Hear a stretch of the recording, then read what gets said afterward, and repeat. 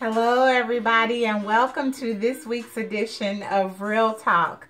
I am your host, CeleXy, and today is actually Wednesday. I'm a day late, but not a dollar short. I won't be before you long. The only thing I really want to talk about today, and I don't want to offend anybody or step on anybody's toes, but I'm just gonna, keep it real because this is Real Talk. But sometimes, have you ever, let me pose this question. Have you ever found yourself being the smartest person in your bunch, your group, your circle? Or have you ever found yourself being the most giving individual in your circle? Or have you ever found yourself attending classes, courses, Sunday school, church, whatever, and feeling like you're not getting anything new? If you've ever found yourself in that position, perhaps that is a small loving nudge for you that it's time to move on to greener pastures. Now, that's not to say that you completely leave the old behind, because if there were relationships and love that developed out of that situation, then you want to continue to cultivate that. However, in order for you to grow, sometimes it is necessary for you to transplant yourself into a different garden. So that's kind of what I want to talk about today. When to know when you need to uproot yourself and transplant yourself in a different garden. That could be a circle of friends. It could be a job. It could be a relationship, a heterosexual relationship, or for the LGBT, whatever relationship you find yourself in. A home, maybe you've outgrown your home. There's so many different things that this can be applicable to. And life just has its way of showing us when it's time to move. And oftentimes, at least from my personal experience, I've just gotten very, very uncomfortable. Just uncomfortable, or it's stressful, or I find myself giving far too much and not really getting anything in return. And so sometimes when you get those little nudges, those little hints, maybe it's time to move on. I shared an analogy just today, actually, about finding yourself being the sharpest knife in the drawer. So if you imagine yourself as a knife and you're in a kitchen drawer and you look around and you notice that of all the knives in the drawer, you seem to get used the most.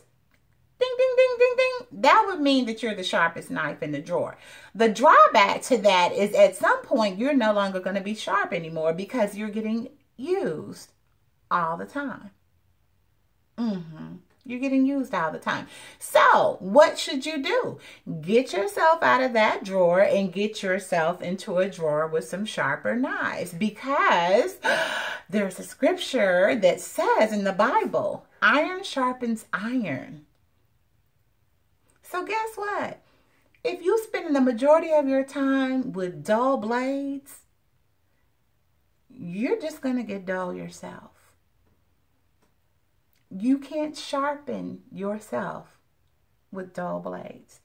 You have to surround yourself with other sharp people, other sharp blades. Surround yourself with like-minded people. Surround yourself with people who have prosperity conscience, who operate in the I can mode. I know I can. I know I can. People who are looking to elevate themselves in every aspect of life, whether it be fitness, financial, spiritual, materialistic. I mean, even that. I mean, because obviously if you someday want to drive a Mercedes Benz, want to be able to afford, maybe pay cash for a Mercedes, but the people that you keep company with are happy driving their, I don't know, Chevy Nova. I don't know. I'm not that good with cars, but you know, you get the gist of what I'm saying. Or if you would like to take trips to Aruba and Hawaii and I don't know, Spain, Paris, whatever. If you have that sort of consciousness, but the people that you hang around with are just happy driving up to Chicago or down to Louisville or over to Ohio, yeah, I'm gonna say, you know, and don't get me wrong, because road trips are cool. Road trips are cool. I got a drop top, so you know I like to ride around in my car.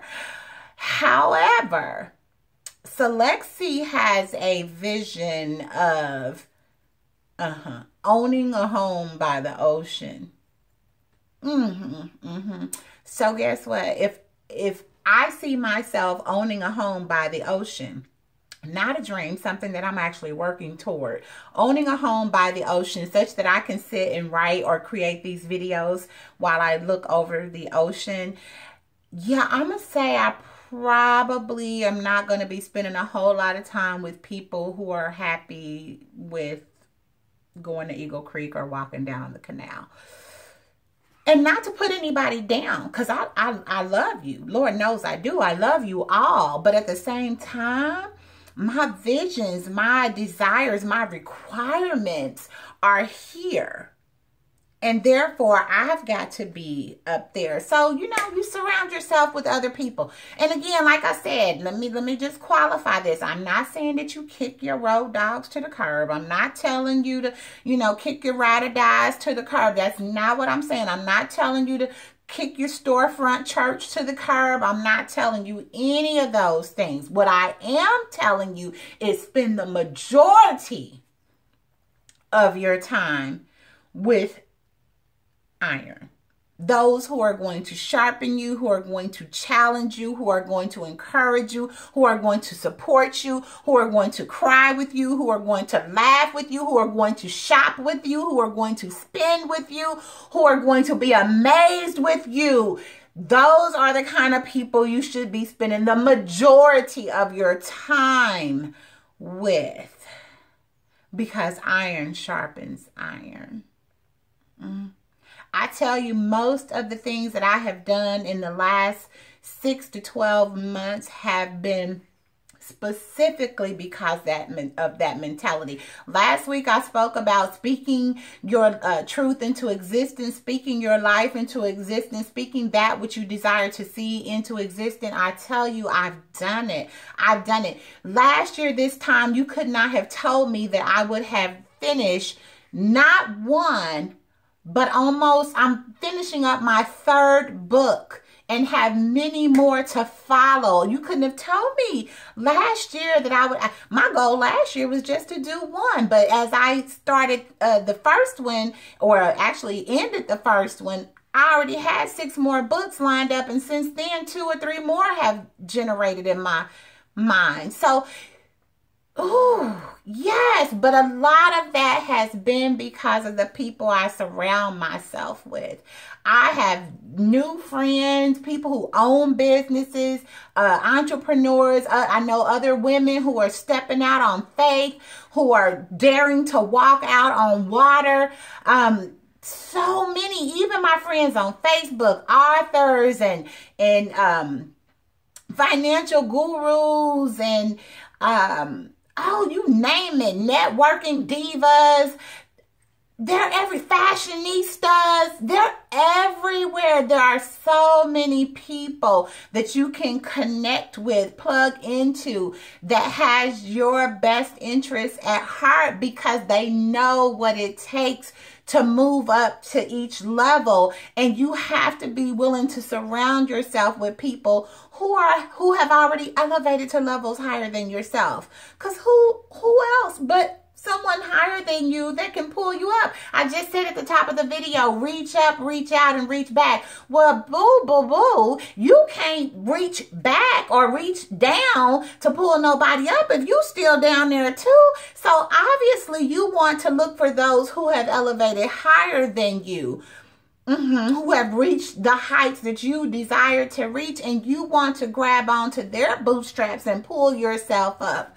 Yeah, you want to reach up so you can grab them, right? That's what I'm talking about. I'm talking about moving beyond your comfort zone. I'm talking about moving beyond your circles. I'm talking about opening up and allowing all the knowledge and skill and talent and abilities.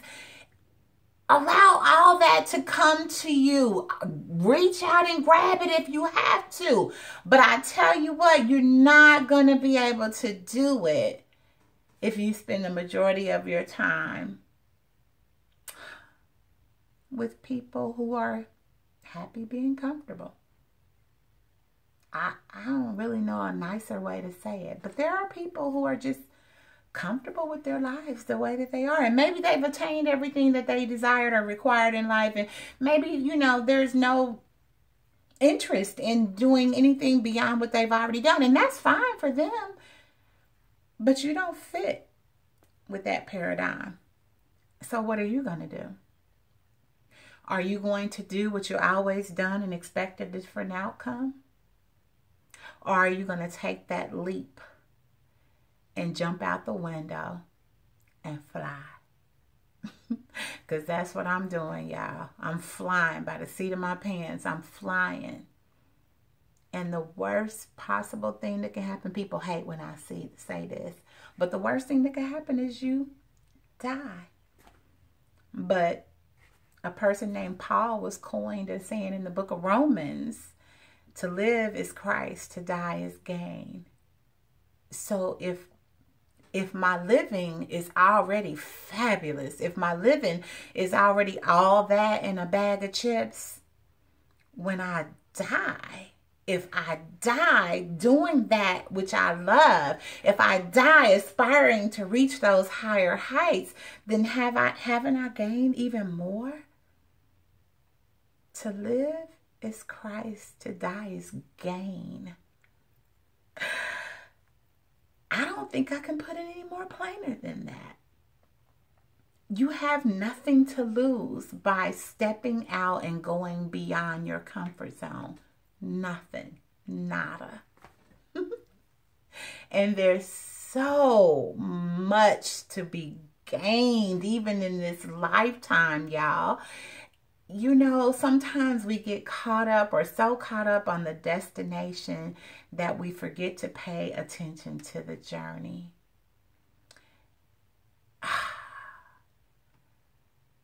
The destination, reaching the destination is like reaching that climax, reaching that big O. You know what I'm talking about. But once you get that, it's over. And it's on to the next, right? And that's a wonderful thing in and of itself.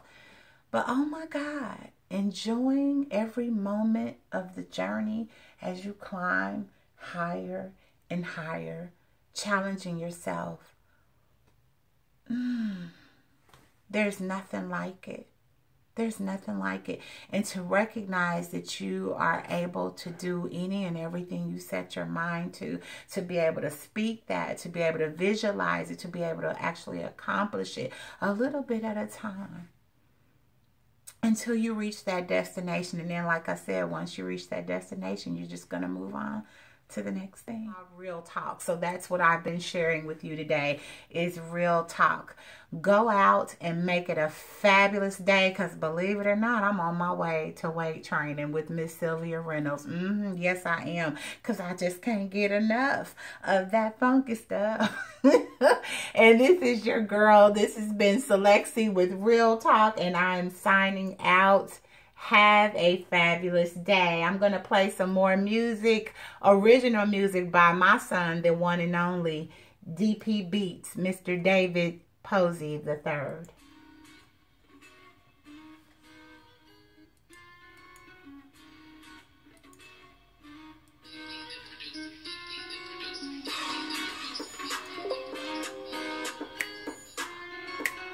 I'm going to make up some words to go with this eventually.